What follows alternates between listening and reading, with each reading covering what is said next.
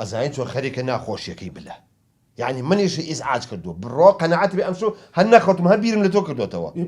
ئێ کوڕم تو ئەم کچە 5 ساڵە مارە کردو بۆ نایگوێزیتەوە پیاونیت بەڕەوەڵە یەکەم غیرەتن نییە بەڕەوڵە هەم ئەی ئاخر نابێت ڕۆڵە جۆ بگرە من حالێکم لایە یعنی ناکرێ ئەمە بەو شێوەیە نابێت باش ئێستا سرفێ لە سیارەکە ئەین لێ ئەچی تەژبوورەوە دەستی بگر و بیفرێن ناو سیارەکە و تەواو ئەمەگوێزینەوە من ئەحمەد پیا قساکە بابڕێ بەس باوکەکە دەخە بۆ کوڕ باوکەشەکە قەڵبی تیرۆرە تۆشتی واکەیت وەرە ڕۆڵ ئەو 5 دانە ساڵی یاری بە عەقڵی ئێمەکە عەقڵی ئێمە تیرۆرەکە تۆ بە شەریت یەک حەلیترم لایە ئادێ بزانم ئەڵم با بچین بە خۆشی هین لەگەڵ خۆمانەوە بە قسەی خۆش و تەواو نە من حالێکی کەم لایە ئەگەر نەیهێش بیگوێزیتەوە یەکسەر تەلاقی نا باوکە چۆشتی واکەم دەم کچەم خۆشەوە کاکە 5 ساڵە دەستگیرانمە چۆشتی واکەم ئیتر باشە دە تەلەفۆنێکی بۆ بکە بۆ شێت مەکەی بۆی بکەم بۆس نومرێت چقە دەراوە دەکەی گوێزیتەوە باشە باوکە ماڵاوێ لە قسەی خۆ ناکەویت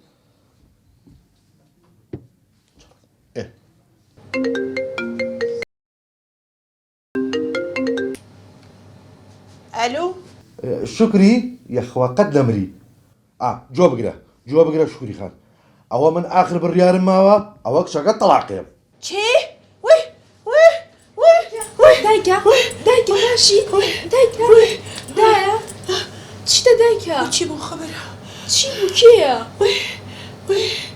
وی دڵم چی بوو دایکە دایکە تۆ باش ئاو ببێنم باش نیم ئەرێ تۆ چی ئەرێ باوکە بۆ ناکەیتە ڕایۆشکار کورە مەجالم کوواجاهەوە چییە ئەوە دەرەکەتی باوکەیە کەری وا چیە دڵم بێکە ئەتوێ دانیشیت دامنێ وی نانیشم چی بکەم دڵم والله گوێنەوە خەبەرە بۆ قەڵەمی ئەژنویشکە بە شەرەفم ئەو دەنگە کێیە نەوەڵە ئەوە ڕەسوڵ هەلەلی دراوسێمانە ڕسوول چیە بێ دەستخۆم ئەلۆ ئەبڵە شکوری من باوکی بلم تەواو لەم دەقەیەوە تەحەموولمان نەما کاکە بۆ ناری کچەکە بگوێزێتەوە چییە آخر لەوەتەی ئەم بلێم شووی کردو بە فکرین ئەڵم یەک دەقە لەوەتەی من تۆمارە کرد جۆ بگرێت ئەبڵە شکوری شتەکە لە خەریکە ناخۆشە بێ بە قورئان یعنی هەموو شوێ من ئەو بلێ شەرمانێت لە یەکمان گیر کردووە ناکرد کاکە با بگوێزێتەوە با تووشی مشکلی با قەتڵێکی ژڕوینەیە شەڕ لە شوێنێکی حەساسی هەڵم دوایمەکە ژنێنێ نە بە قوربانە بم تەلاقی چی وەرن ئێمە دانیشتنیەکەین من حەزەکەم خزمەتی بەستین کێشەکەش حلەکەین بۆی بیگوێزنەوانە ڕاستە قسەکە و جوانە ئەبڵە شکری ئێمە تازە ناسیاوی یەکین خزمی یەکین تێکەڵی یەکین ئاخر ناکرێت یعنی تۆ بۆ نایێڵی ئەم کوڕم بیگوێزێتەوە حەزەکەی داوەتی من بن ئەتان من بۆ شەقامینەوە لەو مەطعەمە دانیشن بەیەکەوانیە آخر خوا مەطعەمەشت آخر ترسم عەزیەت بێت من مادام وایە من ڕازیم بەخوا ئەزانیت چۆن عاجز مەبە ئیتیفاق نەکەین لەسەر گواستنەوەکەی من بلێم و بەشوکین تەواو ڕێکەوتین دەی من چاوەڕێتانم ئێستا چاو عەزیەتم مای سەر چاو وا لەگەڵ خواحافیز باوکڕۆ خەسوویەکی چەنە بازە هەیە ئەرە بەسە باوکە عیبە ئەرەوە چییە ئەرە تۆ پێم بڵێ باوکە تۆ بنەبیتە ڕاشکاری حکومەت مەجالم نییە حەلێ کردەوە ئەی ئەو داوەت و شتە چی بوو تەواو داوەتێکمان بووە کە دانیشین هەم نانی جەخوین هەم ڕێکیشەکەین لەگەڵ گواستنەوەکە لێرە ئەوە چیە کێشەکەش هەلەکە حال بوو با قوربانی باش یەکمەت میوانەکە الله کە خۆش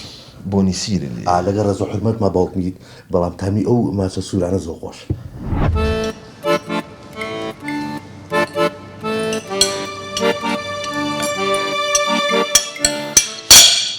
ئەرێ باوکە ئەرە حەمامە بە ماڵا بێ لە حەمامەی خۆدەش بوو ئەرێ تۆ زێواش بێ بەڵامی من لە ماڵە هەر بەدەست نانەخۆم توژان لەم شیرین تیرە سێری مکە زۆر سپاس وەڵا دەرەجەیەکە یەکسەر تەسلیمە بۆ نمووی نەرم شەوێتریم نەسیحەکەری نەموو ساڵە بەسەریا بوو بین ئەوە بلی کوڕمە شەرمەکە ئەڵێ وەڵا لە ڕوو ناسی دەستگیرانەکەمە کوربە بە حەڵاڵی خۆت بەسە دەیەکدار واشم نەوت سلام بیاخۆ وەڵاهی من تێرم خوارد بە قورئان ئەی تۆ بلە تێری خوارد زۆر عەزێتان کێشا بە جددی زۆر عەزێتان عزیز کێشا نییە بە تازابی بە قسم دەفێن و شیرینی بخوان خزمین شیرینی بلا بلا هذا بوكا بيجي ودك كيلو هنا بەڕێزەکەم ئێمە مادەم نزیک بێتەوە ئەبین بە خزم چەند تەڵباتێکی بچووکمان هەیە چاو ئێمە تازە خزمین بەس هیوادارم ئەها پێنج دانە ساڵە ئەو کوڕم کچەکەتی مارە کردووە هیوادارم لەم دانیشتنیە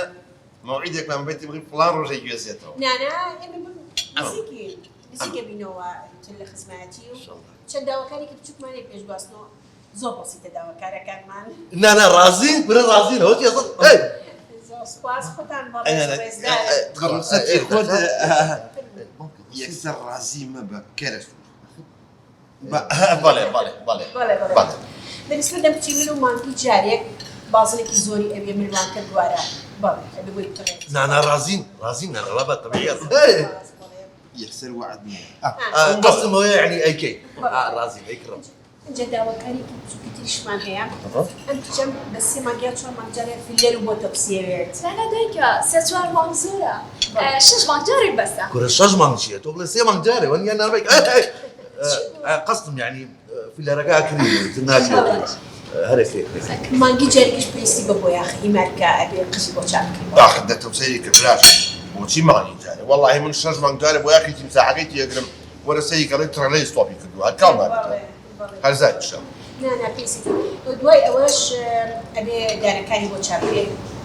سمایلەکی بۆکەنی بۆ اسماعيل شي هي زياله مالي خزوري من نزيق بيتونه باقل اسماعيل براشن اشتكى بنا خوش ما يبين سوا اسماعيل كي اسماعيل لما موضوعاني بو داخل يا اخر نا ماما جان تو غلط هێگەشتی دایکم مەبەستی ئەوە نەبوو ئەی. دایکم وتی هۆڵیوود سمایل ايدي باشا والله لا هر هو بيبو ده كان بده هو اسماعيل انا ناس نا ماما جان هۆڵیوود سمایل واتە ڕێکاری دانەکان و سپیکردنەوەیە